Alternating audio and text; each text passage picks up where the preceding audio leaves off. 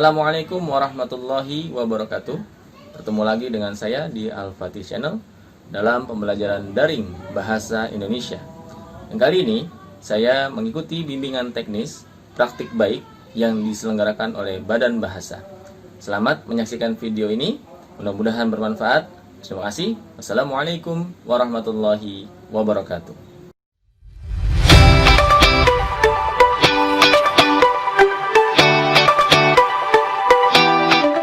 Ya, baik. Dalam pembelajaran kali ini yang akan saya bahas adalah mengenal dan memahami jenis-jenis dari puisi rakyat. Ya, jadi setelah kalian menyimak video pembelajaran ini, diharapkan kalian dapat memahami pengertian puisi rakyat, kemudian dapat mengidentifikasi jenis-jenis puisi rakyat. Nah, itu tujuan pembelajaran kita pada kesempatan kali ini. Untuk yang pertama, saya akan membahas terlebih dahulu tentang pengertian puisi rakyat.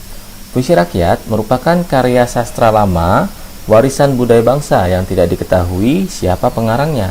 Kemudian diucapkan secara turun-temurun, ya, diucapkan secara lisan dan secara turun-temurun.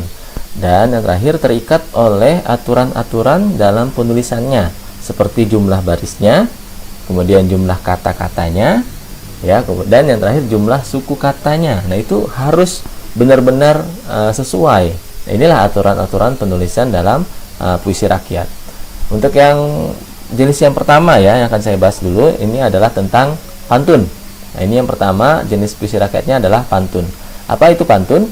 Pantun merupakan jenis puisi lama yang bertujuan untuk mendidik sambil menghibur. Nah, itu. Kemudian yang kedua, dapat berupa nasihat, ya, agama, kemudian teka-teki atau remaja muda-mudi. Nah, itu jenis-jenis pantun itu. Kemudian yang terakhir, memiliki ciri-ciri yang paten, dan ini tidak boleh tidak ada, harus ada dalam pantun. Ya, apa aja ciri-cirinya? Yang pertama, tiap bait terdiri atas 4 baris.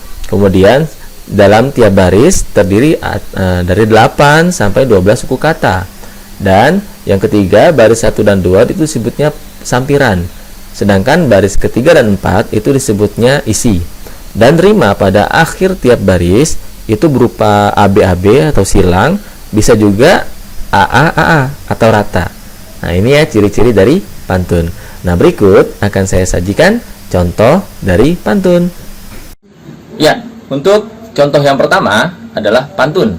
Saya akan membacakan pantun, silakan disimak. Tinta hitam untuk menulis, pensil warna untuk melukis. Ilmu tak pernah habis, turun-temurun ke ahli waris. Itu yang pertama. Kemudian yang kedua, tanah tandus penuh batu, tanah subur selalu gembur. Jika orang banyak berilmu, sehat makmur sepanjang umur. Ya, bagaimana anak-anak sudah memahami apa itu pantun, kemudian jenis-jenisnya dan contohnya? Mudah-mudahan bisa dipahami dengan baik, ya. Kemudian untuk yang kedua, ya, puisi rakyat yang kedua adalah gurindam. Apa itu gurindam? Gurindam ini berasal dari India, ya, mendapat pengaruh dari sastra Hindu. Kemudian bermakna perumpamaan, ya, bermakna perumpamaan dan syarat akan nilai-nilai agama serta pesan. Ya, ini gurindam, ya, puisi rakyat yang kedua. Pesan moral, ya, pesan moral. Adapun untuk ciri-ciri dari gurindam ini berbeda, sedikit berbeda dengan pantun, ya. Untuk gurindam, tiap bait terdiri atas 2 baris. Kemudian tiap baris terdiri dari 10 sampai 14 suku kata, lebih banyak, ya. Untuk baitnya sendiri lebih sedikit, ya. Kalau di pantun kan 4 baris, ya kan. Kemudian baris 1 berisi persoalan, kemudian baris 2 berisi penyelesaian. Dan rima pada akhir baris itu sama, ya, sama. Bisa AA, kemudian bisa juga BB atau CC, ya. Itu sama antara baris yang pertama dengan baris yang kedua. Nah, berikut adalah contoh dari gurindam. Ya, untuk yang kedua, contoh gurindam, mari disimak. Jikalau engkau sudah mempelajari kitab, maka haruslah kamu menaati adab. Itu yang pertama. Yang kedua, guru yang mampu jadikan teladan bagaikan cahaya dari kegelapan. Ya, baru saja kalian menyaksikan tentang contoh-contoh dari Gurindam ya. Mudah-mudahan kalian bisa memahaminya dengan baik. Selanjutnya, puisi rakyat yang ketiga adalah syair. Nah, ini tentu kalian pernah mendengar nih syair ya. Tapi di sini akan saya jelaskan syair itu dari mana gitu ya. Syair ini berasal dari Persia ya atau Arab bersamaan dengan masuknya agama Islam ke Nusantara. Kemudian awalnya bermakna perasaan yang menyadari dan berkembang menjadi puisi dalam pengetahuan umum. Ya, kemudian biasanya berisi nasihat atau sebuah cerita. Itu adalah syair. Adapun untuk ciri-cirinya dari syair ya, tiap bait terdiri atas 4 baris. Kemudian tiap baris terdiri dari 8 sampai 14 suku kata. Nah, semua baris adalah isi. Nah, berbeda dengan pantun ya. Kalau pantun 1 dan 2 itu adalah sampiran, baris 3 dan 4-nya isi. Sedang kalau syair, semua barisnya itu adalah isi. Itu perbedaannya. Kemudian rima pada akhir baris ya, itu sama. Ya, sama semua, harus sama semua dia kalau syair. Tidak boleh silang. Oke? Nah, itu merupakan ciri-ciri dari syair. Berikut adalah contoh syair. Ya, untuk yang contoh ketiga adalah syair. Mari disimak. Saya akan membacakan syair. Dengarlah para anak muda. Rajinlah belajar sepanjang masa. Ilmu itu tak akan habis dieja. Untuk bekal sepanjang usia. Ayo ke sekolah tak perlu malas. Belajar yang rajin di masing-masing kelas. Jaga sikap, jangan jadi orang yang culas. Jangan biarkan hati berubah menjadi keras. Ya, bagaimana? Sudah paham kan tentang syair? Tadi sudah disajikan contoh-contohnya. Mudah-mudahan bisa dipahami ya. Baik, untuk yang selanjutnya, puisi rakyat yang keempat adalah Karmina. Apa itu Karmina? Karmina itu disebut juga pantun singkat. Ya, pantun singkat. Kemudian menyampaikan sindiran ataupun ungkapan secara langsung. Ya, ini adalah Karmina. Nah, berikut adalah ciri-ciri dari Karmina. Tiap bait terdiri atas 2 baris karena singkat dia, ya. Kemudian tiap baris terdiri dari 8 sampai 12 suku kata. Baris pertama adalah sampiran, baris kedua adalah isi. Kemudian rima pada akhir baris sama atau AA. Ini ciri-ciri dari Karmina. Adapun untuk contoh dari Karmina, silakan kalian saksikan contoh dari Karmina. Ya, contoh yang keempat adalah Karmina. Silakan disimak. Kelapa diparut enak rasanya. Biar perutnya gendut, baik hatinya. Kemudian yang kedua, ikan lele beli di pasar. Persoalan sepele jangan diumbar. Ya, itu tadi sudah kalian saksikan contoh dari Karmina ya. Kemudian sekarang jenis puisi rakyat yang kelima adalah talibun. Apa itu talibun? Talibun ini memiliki struktur yang hampir sama dengan pantun. Hampir sama. Hanya saja dia disebutnya pantun panjang karena memiliki baris itu sampai 20. Ya, tidak 4 tapi 20. Ya, itu minimal 4 bisa sampai 20 baris. Kemudian talibun juga berupa cerita. Ya, cerita untuk apa? Yang pertama mengisahkan kebesaran atau kehebatan sesuatu tempat ya dan lainnya. Kemudian mengisahkan keajaiban sesuatu benda atau peristiwa.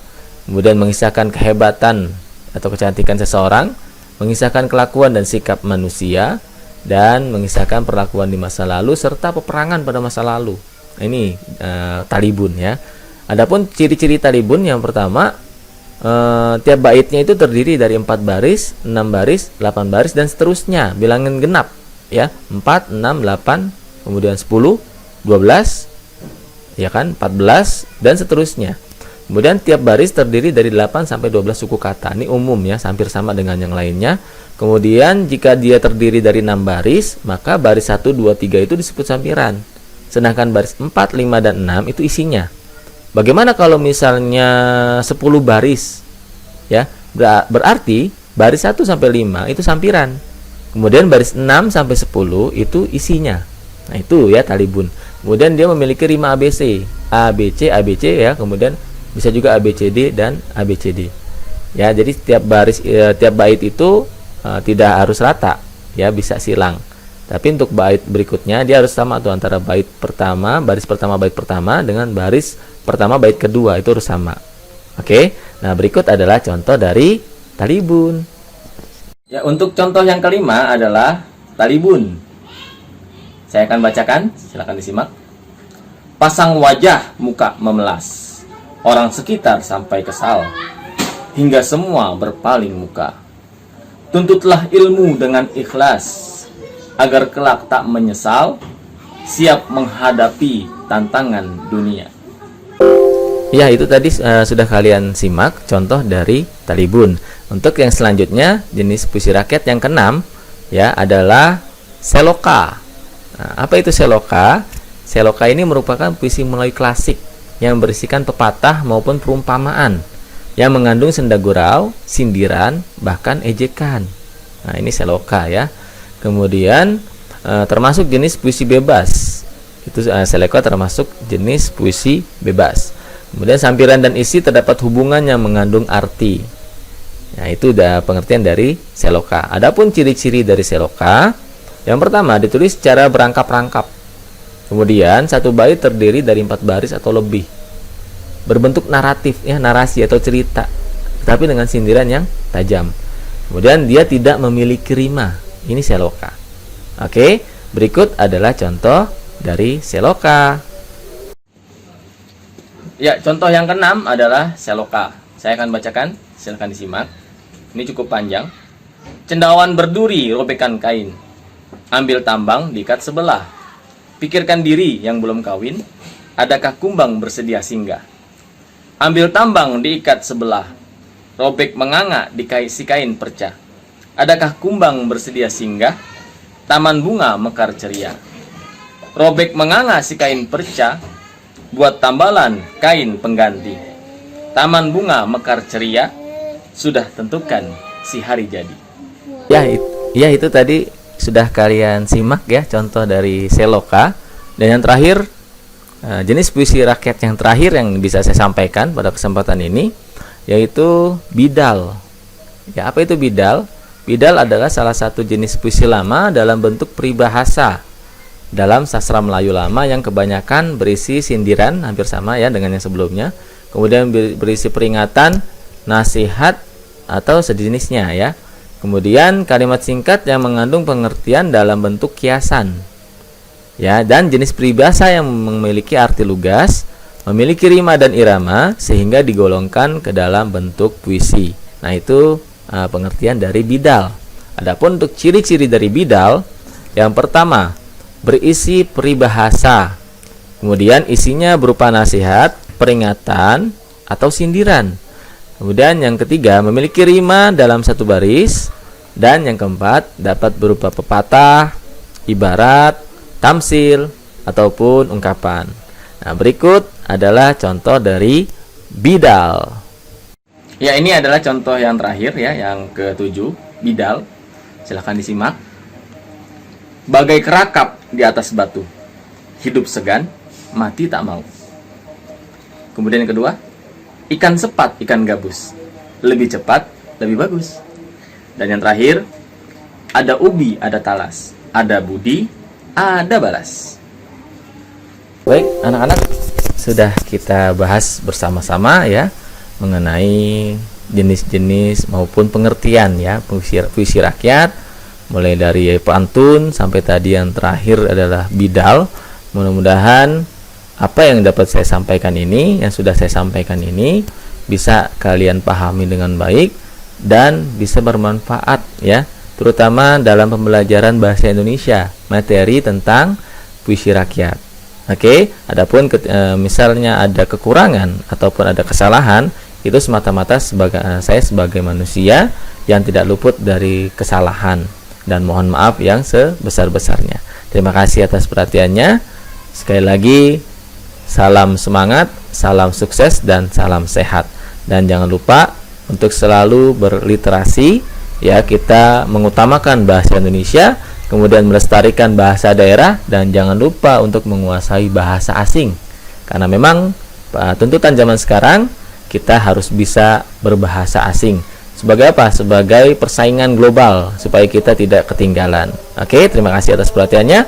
Billahi taufiq wal hidayah. Wassalamualaikum warahmatullahi wabarakatuh.